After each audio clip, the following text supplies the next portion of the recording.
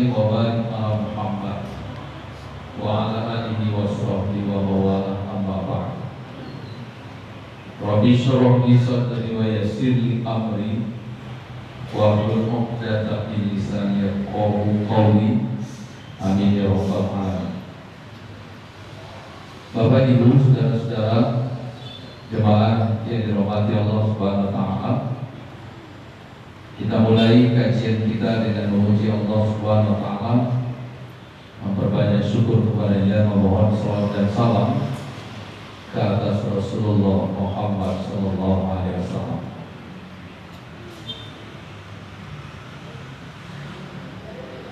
Judul yang diminta pada saya untuk tema kita pagi hari ini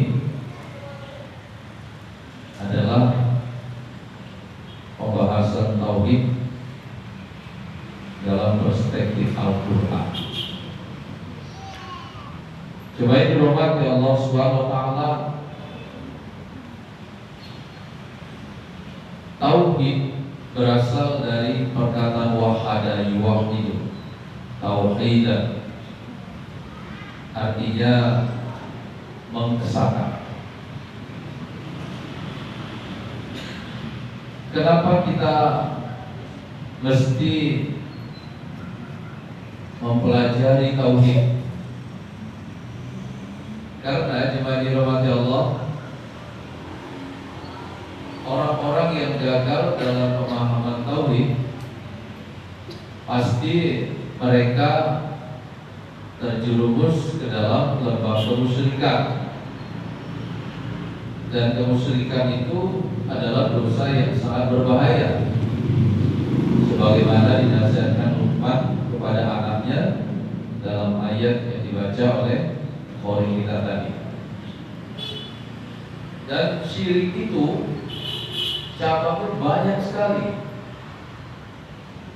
Tahu tidak bahwa banyak orang-orang yang sudah murtad tapi nggak sadar bahwa dirinya murtad.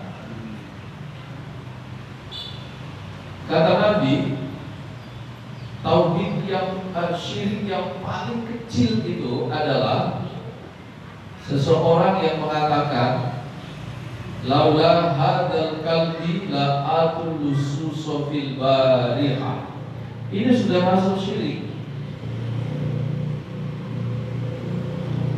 Syirik yang paling kecil itu diibaratkan Ibnu Abbas seperti semut hitam berjalan di atas batu hitam pada gelapnya malam.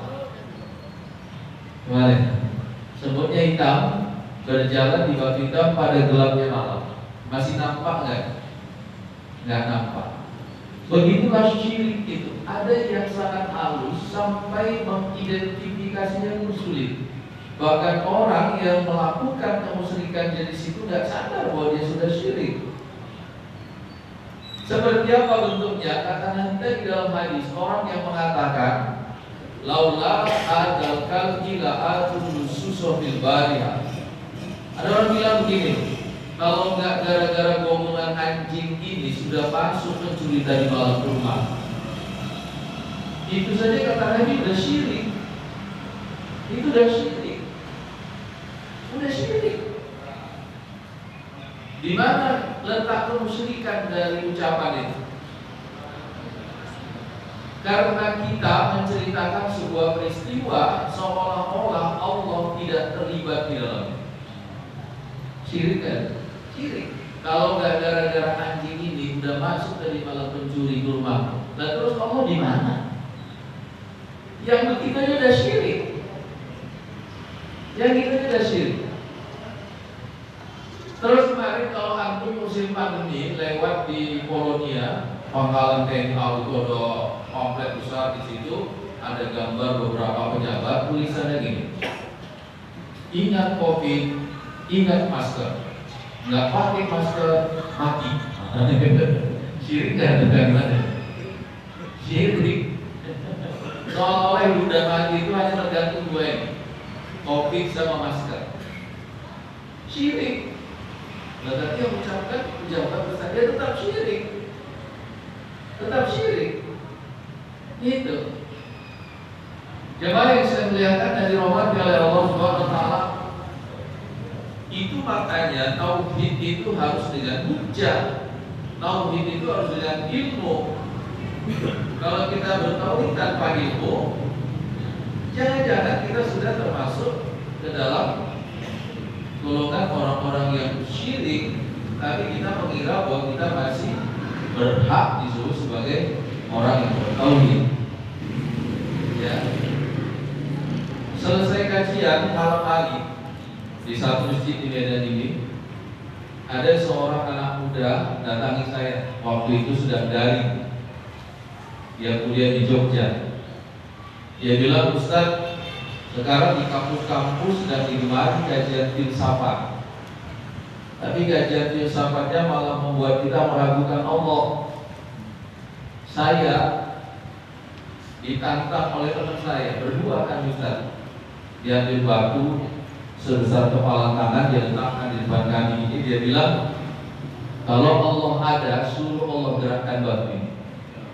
Kalau batunya bergerak, aku percaya. Tapi kalau batunya nggak bergerak, aku nggak percaya. Kira-kira waktu itu batunya bergerak nggak? Enggak. Dan anak yang menantang ini, oh udah murtad, mama bapaknya nggak tahu. Mama bapaknya nggak tahu, udah murtad padanya. Anak yang satu lagi ini syukur, nggak goyah akidahnya, tapi masalahnya dia nggak bisa jawab. Perlu ke Medan dulu dia pulang, nyari ustaz untuk menemukan jawaban itu. Kan sedih. Prihatin kan? Ilmu tinggi kurang tinggi, skill kuat kurang kuat, wawasan lebar kurang lebar, tapi akidah cetek. Yang satu tadi sudah murtad, yang menantang itu murtad, jelas murtadnya. Yang satu lagi nggak goyah akidahnya, tapi masalahnya nggak bisa jawab. Harusnya kan dipatahkan pada waktu itu juga. Itulah kondisi kita hari ini.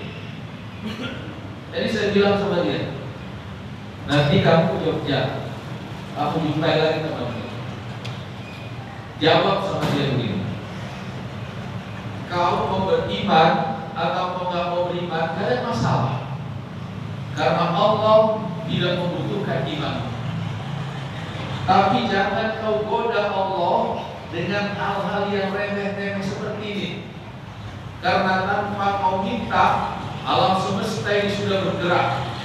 Bulan mengelilingi bumi, bumi mengelilingi matahari, matahari mengelilingi inti galaksi, galaksi mengelilingi inti alam semesta. Bahkan di dalam tubuhmu ada miliaran atom, di dalam atom itu pun ada pergerakan antara proton dan elektron.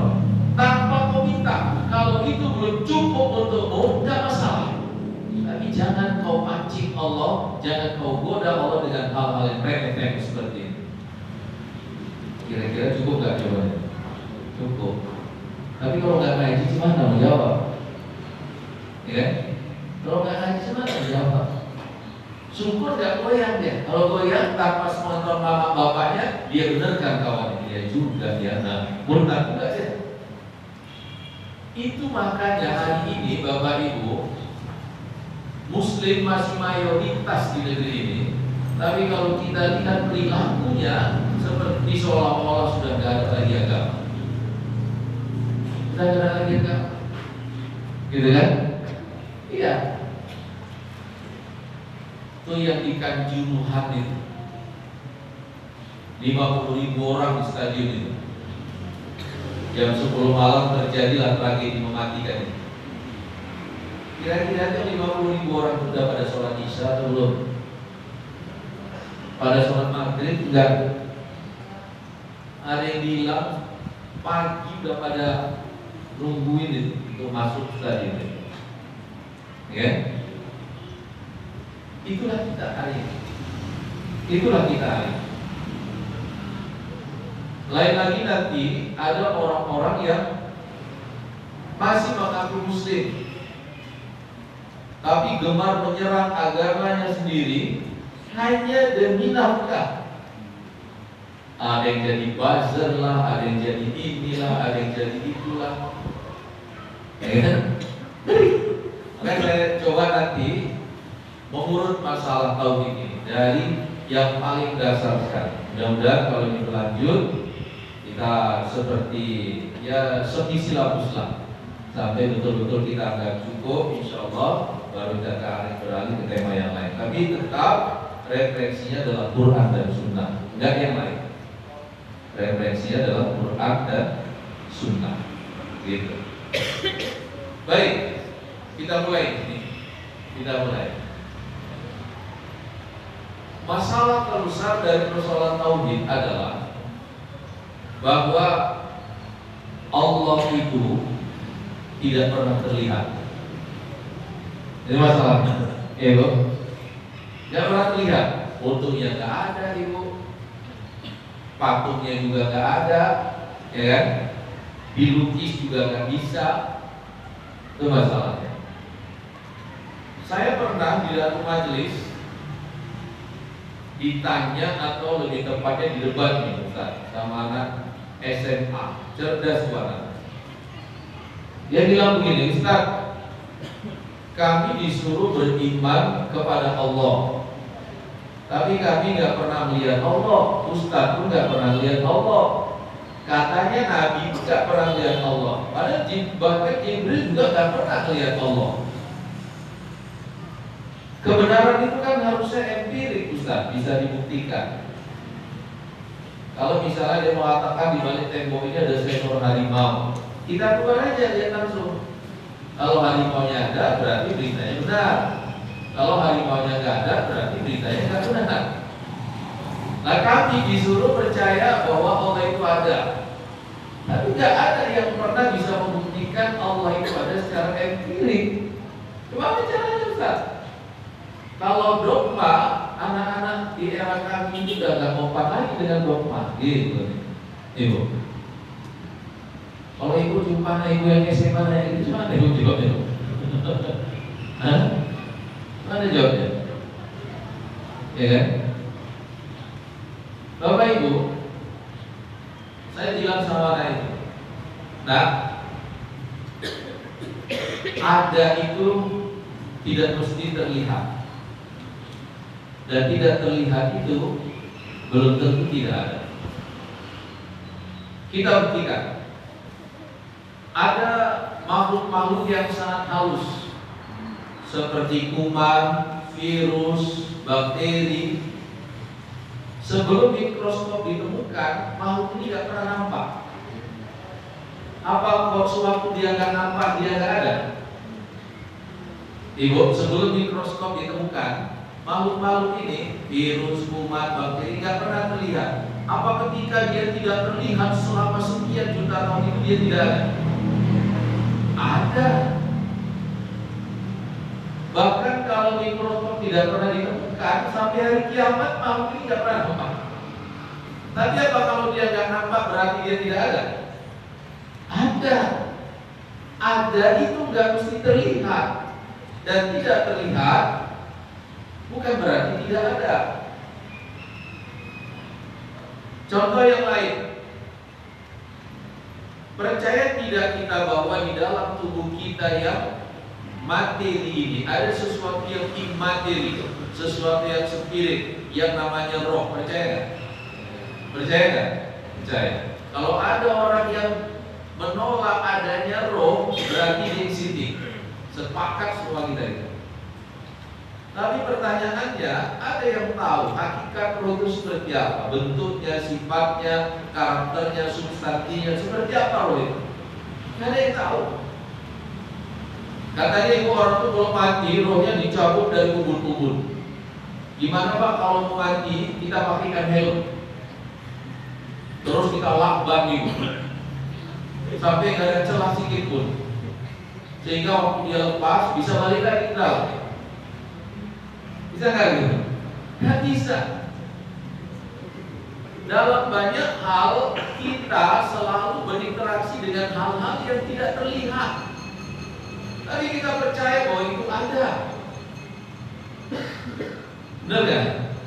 Jadi kenapa untuk mempercayai adanya Allah itu begitu sulit? Hanya karena dia tidak terlihat. Tidak terlihat itu kadang-kadang bukan karena dia tidak ada, tapi karena memang mata kita yang tidak punya kemampuan untuk melihatnya. Ketika Jibril ditanya oleh Nabi, pernah tidak engkau melihat Allah? Jibril menjawab, inna baini wa bainahu sab'ina hijaban min nur, law ra'aitu adnaha lahtaraqa. Kata Jibril, antara aku dengan Allah ada 70 dinding yang terbuat dari cahaya. Sekiranya lapis pertama yang terlihat olehku, hancur leburlah tubuhku, kata Jibril. Dindingnya itu dari cahaya 70 lapis, belum sampai ke Allahnya. Jibril yang terbuat dari cahaya berhadapan dengan cahaya lapis pertama itu saja hancur lebur tubuhnya. Kita ini terbuat dari tanah liat. Mata kita ini tidak didesain untuk melihat Allah. Jangankan lihat Allah, berhadapan dengan cahaya matahari secara langsung dengan jarak 150 juta kilometer dari sini, Pak, lebur nih mata kita. Matahari. Belum lagi melihat cahayanya Allah. Gitu kan? Dan cahayanya Allah ada 70 lapis. Jadi tidak terlihat bukan berarti tidak ada, tapi seringkali tak terlihat itu karena memang mata kita tidak didesain untuk melihatnya. Sanggup gak ibu kita jelaskan tauhid seperti ini sama anak kita? Ya? Gimana dulu?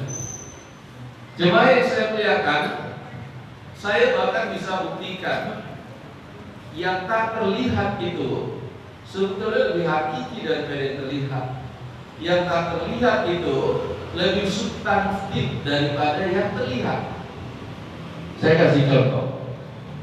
Nanti Bu, kalau saya mati, jasad saya dibaringkan di dalam ruangan di rumah saya.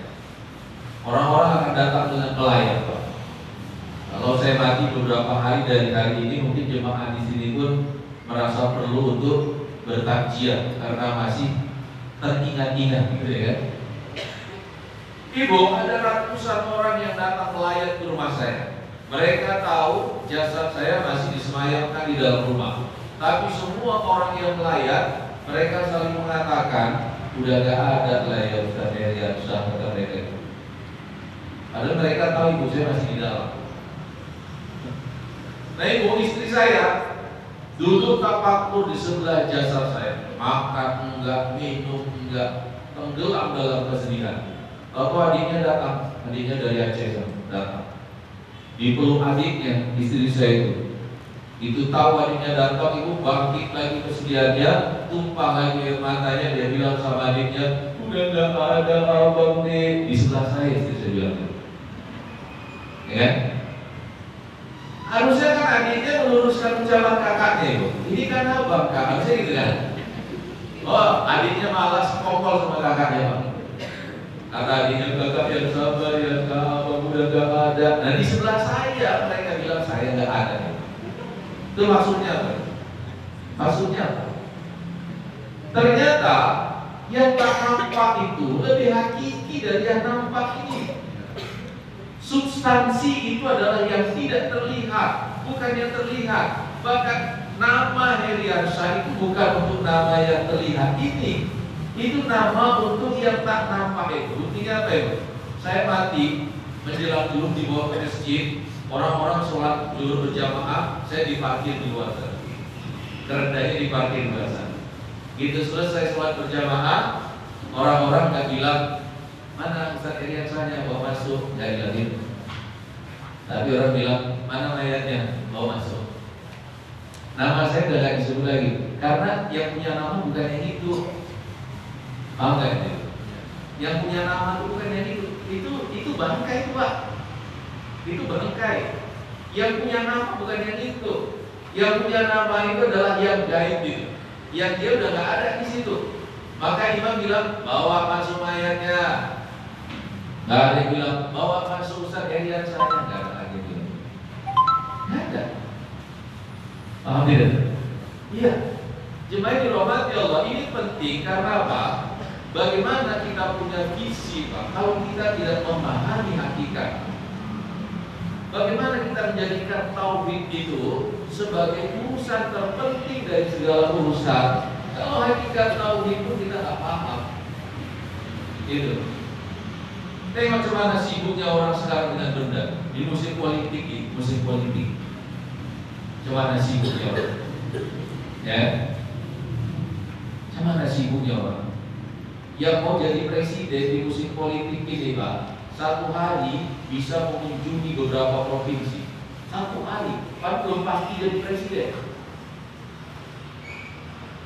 Tapi anehnya untuk melangkah ke masjid beberapa jengkal saja, itu terasa menjadi perjalanan berat buat mereka. Kecuali ke masjid pun ya untuk tujuan pilpres, ya kan? Tadi ke masjid yang betul-betul lillah, itu menjadi perjalanan terberat dan terpanjang. Jarang orang yang bisa berhasil itu melangkahkan kaki ke masjid. Karena apa? Visinya yang nggak duduk. Visinya yang nggak duduk. Iya. Jemaah yang saya muliakan dan dirahmati oleh Allah Subhanahu Wa Taala, maka bertauhid itu harus dengan ilmu. Karena Allah kita itu kan nggak sama dengan Allah orang lain, gitu. Nggak sama dengan Tuhan orang lain. Tuhan orang lain itu Pak dipersonifikasikan seperti manusia, karena mereka malas mikir dalam-dalam. Makanya Tuhan orang India Pak mukanya orang India, Tuhan orang Cina mukanya kayak muka orang Cina, ya kan? Iya, Tuhan orang Eropa Pak mukanya kayak orang Eropa. Pernah nggak lihat diskusi, video diskusi Muhammad Ali dengan reporter CNN atau apa gitu Pak? Kenapa dia memilih Islam? Kata dia, saya udah lama komplain dengan agama Kristen. Kenapa Tuhan mesti kulit putih? Kata dia. Kenapa Tuhan mesti kulit putih? Kami ini kulit hitam di Amerika saja didiskriminasi. Tapi kami nggak mau dalam agama pun kami didiskriminasi. Kenapa Tuhan harus kulit putih? Itu Muhammad Ali itu, ya kan? Mereka malas mikir dalam-dalam. Akhirnya mereka mempersonifikasikan Tuhan itu seperti keadaan mereka. Kita memilih tauhid, tapi tauhid itu hanya bisa dipahami oleh orang-orang yang pakai akal. Kalau nggak mikir, nggak paham orang dengan tauhid itu. Gitu, ya. Nah, di mana yang saya muliakan dari rahmat Allah Subhanahu Wa Taala, persoalan yang paling mendasar, kenapa Tuhan kita itu tidak terlihat, sudah terjawab. Ya, sudah terjawab. Kenapa tidak terlihat? Sudah terjawab. Itu, ya. Yang berikutnya, jemaah yang saya muliakan dari rahmat Allah Subhanahu Wa Taala, seperti apakah wujudnya Allah? Nah, hati-hati dalam soal ini, ya. Kata Junaid al-Baghdadi, yang paling mengenal Allah itu cuma Allah sendiri. Yang paling mengenal Allah itu cuma Allah sendiri. Selain Dia, wujudnya itu tetap dirahasiakannya. Tetap dirahasiakannya. Tapi Bu, ada batasnya, ada limit waktunya. Rahasia ini nanti akan dibuka oleh Allah. Kapan dibukanya? Nanti ketika kita masuk ke dalam surga, insyaallah. Kata Nabi dalam satu hadis, Inna afdhala ahlul jannah manzilatan yawmal qiyamah yanzuru ila wajhillah kulla yawmin marratain. Kesenangan yang paling besar bagi penduduk surga, kata Nabi, adalah bahwa nanti setelah kiamat di surga itu setiap hari mereka diberi kesempatan melihat wajah Allah sebanyak 2 kali. Dan Nabi mengatakan, kalian melihat wajah Allah seperti kalian melihat bulan purnama ini. Nabi menunjuk ke bulan purnama. Artinya Pak, bukan majas, bukan kiasan, tapi betul-betul nyata. Itulah wujudnya Allah. Sabar, nanti Allah akan tunjukkan wujudnya. Ya kan? Dan itu Ibu akan menjadi nikmat yang paling besar di surga. Dari mana Pak jalannya melihat wujud Allah itu akan menjadi nikmat yang paling besar? Saya tanya ya, tapi jujur Ibu ya, jangan ada dusta di antara kita ya. Saya tanya sama Ibu sama Bapak. Ibu, jangan siapa Jokowi sama saya? Kata istri saya ganteng saya Ibu, kan? Tapi Pak, seganteng apapun saya Pak, saya mondar mandir di jalan kota Medan ini, gak ada yang mau nengok ke saya. Tapi Jokowi Ibu, mau kunjungan dia ke Danau Toba, turunnya di Kuala Namu. Sepanjang jalan dari Kuala Namu sampai dari Toba, saudara, orang berbaris di pinggir jalan itu untuk lihat muka. Bulu-bulu tingkai itu sampai meleleh-leleh bibirnya. Ingin nengok muka Jokowi. Benar nggak? Apa asiknya Pak melihat wajah Jokowi? Bukan melihat wajah Jokowinya yang asyik, tapi melihat wajah Presiden Indonesia. Itu yang asyik. Benar nggak? Siapapun jadi presidennya, melihat wajah presiden itu Pak sesuatu yang istimewa, gitu kan? Ibu Bapak, bagaimana kalau kita diberi kesempatan melihat wajah Allah, Raja dari segala raja, bahkan Dia satu-satunya raja pada saat itu, ketika semua raja-raja kecil ini telah kehilangan kerajaannya. Malik Yaumiddin, Dia satu-satunya maharaja pada saat itu. Dan kita diberi kesempatan melihat wajahnya 2 kali setiap tahun. Jangan bilang itu tidak nikmat. Ya, jangan bilang itu tidak nikmat. Tapi di dunia ini ujian keimanan itu adalah percaya kepada yang lain. Itulah ujian keimanan. Inilah saatnya kita diuji. Bersabar tidak, menyembah kepada yang tak nampak, berpuasa karena yang tak nampak, bersedekah niatnya karena yang tak nampak. Itu sabar tidak? Gitu kan? Inilah ujiannya. Tapi nanti akan dibalas Allah dengan cara apa? Dijadikannya saat melihat itu adalah saat yang paling nikmat di dalam surga, insya Allah. Ya, nah itu dia. Nah Bapak Ibu jemaah yang saya muliakan dan dirahmati oleh Allah, kenapa harus tauhid? Kenapa nggak trinitas? Kenapa nggak politisme dengan banyak Tuhan? Atau dinamisme yang menyembah benda-benda? Atau animisme menyembah roh-roh halus, roh-roh leluhur? Kenapa mesti tauhid? Dalam satu ayat di dalam Al-Quran Bapak Ibu, Allah menantang, Allahu khairun amma yusyrikun. Allahkah yang lebih baik atau Tuhan-Tuhan yang disembah oleh orang-orang musyrik yang lebih baik?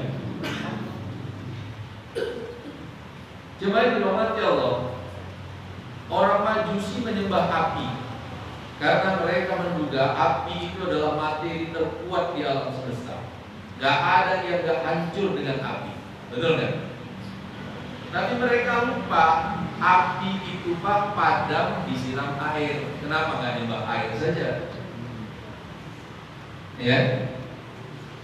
Orang-orang di Jepang menyembah matahari karena di masa itu kalau kita berdiri di bumi ini, benda paling gede di langit sana matahari. Tapi mereka tertipu. Setelah ilmu astronomi berkembang sedemikian rupa, ada bintang-bintang yang gedenya jutaan kali lebih besar dari matahari itu. Kenapa nggak Tuhan saja?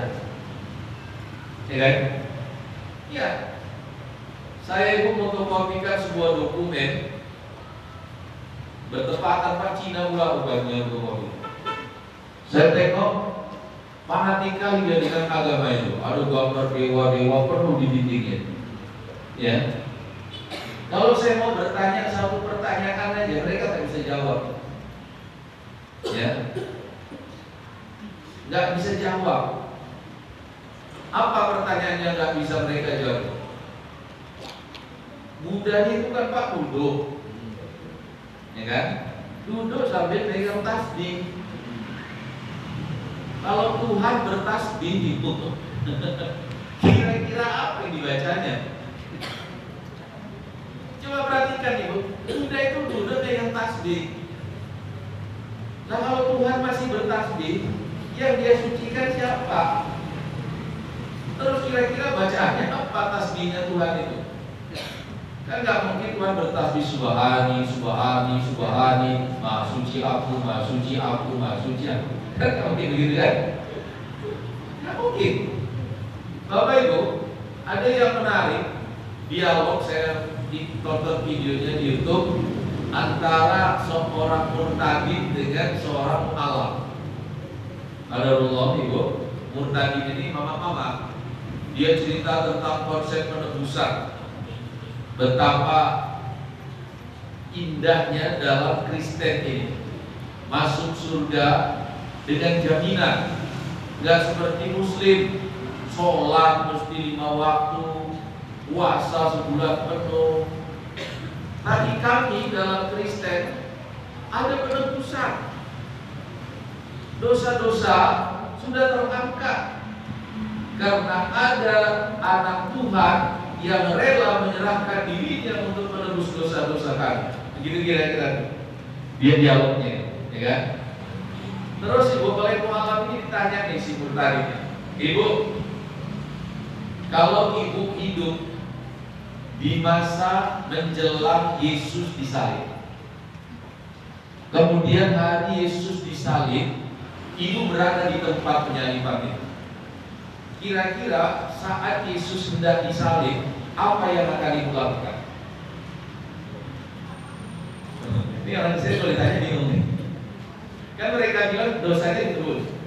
Coba, kalau mereka ada di hari Yesus akan disalib, di sebuah lapangan gitu, mereka ada di situ. Ketika Yesus akan disalib, apa yang akan mereka lakukan? Harusnya mereka berpikir begini, Ustaz. Kalau penyaliban itu adalah penebusan dosa, harusnya mereka membantu tentara Romawi untuk menyalib Yesus. Tapi mungkin nggak mereka berani bersikap seperti itu, berada di pihak tentara Romawi, membantu pihak Romawi menyalib Yesus. Karena penyaliban itu sudah punya penebusan dosa. Pasti mereka tidak akan melakukan itu. Kalau mereka akan melakukan itu, harusnya mereka berada di pihak yang kedua. Pihak yang kedua apa? Mereka mencegah tentara Romawi untuk menyalib Yesus. Tapi itu nggak mungkin mereka lakukan. Sebab apa? Nanti kalau Yesus nggak disalib, dosanya nggak ketebus. Ya kan? Atau sikap yang ketiga. Sikap yang ketiga apa Ibu? Dalam Alkitab disebutkan murid-murid Yesus malah berlari Pak. Berlari meninggalkan Yesus untuk menyelamatkan diri. Berarti konsep penebusan dosa tidak ada pada masa itu. Kenapa murid-murid berlari? Harusnya ketika Yesus itu disalib, mereka sujud syukur di situ. Alhamdulillah dosa sudah tertebus. Harusnya kan gitu kan? Bingung, nggak bisa jawab nih si tadi. Bingung, nggak bisa jawab, ya kan? Maka Allah Subhanahu Wa Taala menantang, Allahu khairun amma yusyrikun. Mana yang lebih baik? Allah atau Tuhan-Tuhan yang disembah oleh orang-orang musyrik itu? Mana yang lebih baik? Mana yang lebih baik? Ibu, ada testimoni seorang pemuda Australia yang mu'alaf di YouTube itu. Dia bilang sudah mempelajari semua agama. Kadang-kadang begitu masuk di pintu satu agama, dia merasa inilah kebenaran. Tapi begitu menyelam, akhirnya ragu lagi. Sampai dia pernah mempelajari Hindu dan menduga bahwa itulah kebenaran. Tapi makin ke dalam, makin gak jelas. Sampai akhirnya katanya ada teman satu kantornya pekerja migran dari India, seorang profesional, tapi agamanya Hindu. Tanya dia sama orang itu tentang Hindu. Pertanyaannya apa? Kenapa Tuhan harus berkepala monyet? Kan ada kan Tuhan kepala monyet, ada kan? Ada nggak? Siapa namanya? Itu pertanyaan. Kenapa Tuhan harus berkepala monyet? Gak bisa jawab begitu. Gak bisa jawab. Maka Allah menantang, Allahu khairun amma yusyrikun. Allahkah yang lebih baik atau Tuhan yang disembah oleh orang-orang lain? Jemaah dirahmati Allah, bersyukurlah kita ketika kita lahir ibu, kita disambut oleh suasana tauhid. Mama kita bertauhid, ayah kita bertauhid, ritualnya azan 7 harinya diakikahkan dan seterusnya dan seterusnya. Dan harusnya Pak, cinta kita kepada tauhid ini mengalahkan segala cinta. Tapi sayangnya saya lihat hari ini orang-orang menganggap tauhid sebagai barang recehan. Ya? Orang-orang menganggap tauhid itu sebagai barang recehan. Jemaah yang saya muliakan dan dirahmati Allah, tahu tokoh yang baru meninggal, Paus Stephen Indra Wibowo? Tahu? Ibu tahu nggak Paus Stephen yang baru meninggal sekitar 2 minggu lalu? Baca medsos ya sih? Tahu kan? Itu baru kita undang Ibu ke Medan 2 bulan yang lalu. Paus Stephen ini Ibu calon pastor di gereja katedral di sebelah Istiqlal. Sebelah Istiqlal. Tapi setiap hari Ibu dia dengar azan, tertarik dia dengan azan itu, sehingga pas satu waktu sholat zuhur gitu, beliau Pak diam-diam nyusup ke Istiqlal. Ditengok orang berwudhu, dia ikut berwudhu. Dan orang naik masuk ke dalam ikut sholat, dia ikut sholat. Habis itu balik lagi dia ke katedral. Tapi dirasanya enak. Maka sore azan asar Istiqlal lagi dia. Qadarullah ketemu Pak orang yang kenal sama dia, temannya di Istiqlal, orang Islam. Kok di sini? Iya, ingin ikut-ikut aja kata dia. Nah kalau mau ikut-ikut ya udahlah masuk Islam aja. Masuk Islam dia. Tapi masuk Islam itu Ibu, nggak langsung dia punya keberanian meninggalkan katedral itu. Nggak langsung berani. Sampai 6 bulan pakai. Asal habis sholat balik ke katedral. Habis sholat balik 6 bulan. Bahkan malam doa rosario kata beliau. Habis doa rosario itu sholat tahajud. 6 bulan. Karena cuma dihormati Allah, nggak enak itu Pak, nggak gampang itu meninggalkan gereja, nggak gampang. Terutama cerita fasilitas. Ada Ustadz Samudra itu yang di Surabaya, mualaf, tadinya pendeta. Dia cerita di videonya.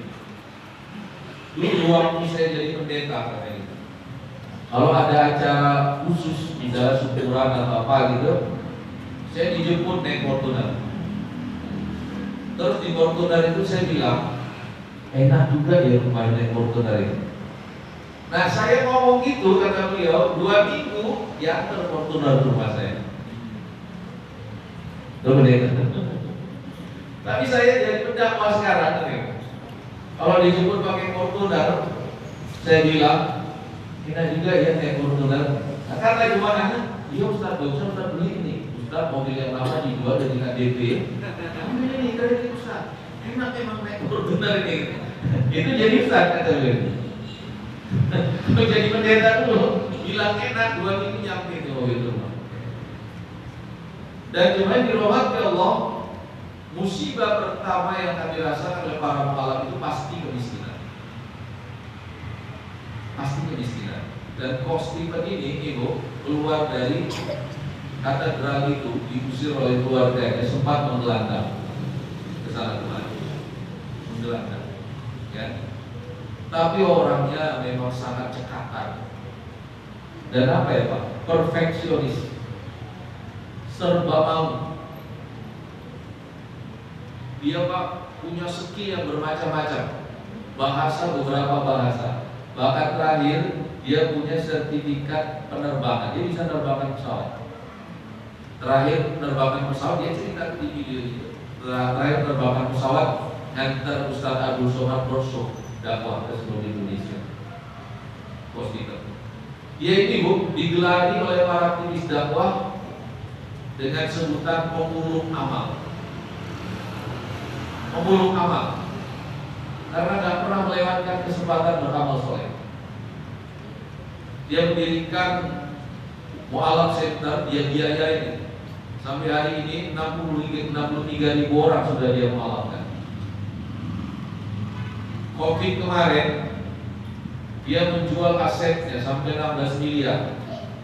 Dia beli masker, dia beli tabung, dia beli Abdullah, dibagikan. Habis itu dia kontrak. Ketika ditanya nekat sedekah seperti itu, dia jawab, ini kan pinjam. Saya ingin mengembalikan barang pinjaman ini dengan cara terbaik. Dia bilang, ini semua pinjam. Saya ingin mengembalikan barang pinjaman ini dengan cara terbaik. Itu aja katanya. Ada orang yang dititipin Pak, tapi hilang harta itu karena bangkrut. Ada orang dititipin hilang harta itu karena dicuri orang. Ada orang dititipin Ibu hilang harta itu karena terbakar. Kan sama aja. Nah saya ingin mengembalikan barang titipan itu dengan cara terbaik. Saya subhanallah. Jadi Bu kita undang ke Medan, kita minta dia testimoni waktu dia mu'alaf dulu, kan asik dengan ceritanya. Niatan kita mau mendatangkan massa, kita mau galang donasi buat pesantren Tahfiz di Langkat sana. Kita tanya berapa akomodasi yang harus kita berikan kepada beliau untuk mengundang beliau ke sini. Dia malah minta nomor rekening panitia, dia transfer langsung 60 juta ke panitia. Jadi saya ikut ke pesantren katanya. Terus akomodasi kosnya dia, saya kan udah punya uang untuk tiket, untuk hotel, saya udah punya katanya. Dan saya masih ber-WA waktu dia naik pesawat. Syukron jazakallah kok donasi dan partisipasinya sama-sama kita jazakallah gitu. Jangan kapok ya kok iya enggak. Tahu-tahu 2 minggu lalu pagi-pagi buka WA beredar kabar beliau meninggal. Sholat Isya itu jatuh tersungkur selesai. Ya kan? Saya tadi cerita sama Ustaz Irfan. Kita ini punya tauhid sudah dari lahir, ya. Tapi kita tidak punya cara untuk mengakselerasi tauhid kita. Saya nangis waktu baca kabar meninggal Konstituen. Saya bilang sama istri iri dia Konstituen. Ya, umur 41 tahun. Umur 41 tahun, ya. Kadang-kadang Ibu mereka bisa begitu kuat dalam bertauhid karena mereka sudah sempat membandingkan antara kondisinya dalam kesesatan yang lalu dengan kondisinya saat ini. Dan kita seringkali tidak mampu menghargai tauhid ini karena ini Pak seperti barang lama sama kita. Anak-anak kalau punya mobil-mobil yang udah lama kan gitu, campak, tendang, dan sepak gitu ya. Nah, itulah kondisi kita dengan agama kita hari ini. Ya, baik teman Allah, ini pengantar nanti akan kita perdalam lagi pada sesi-sesi berikutnya kalau pertemuan kita berlanjut. Ada sesi tanya jawab untuk lebih menajamkan lagi materi. Saya serahkan kepada pembawa acara. Assalamualaikum warahmatullahi wabarakatuh. Insyaallah. Baik, terima kasih kepada Imam Ustaz kami sampaikan kepada Bapak Ibu yang ingin bertanya. Kami membuka 3 pertanyaan ya Ustaz. Kepada Bapak Ibu yang ingin bertanya kami persilahkan mengenai tauhid tadi. Kalau ada pertanyaan yang masih, ya silakan Ustaz Nazar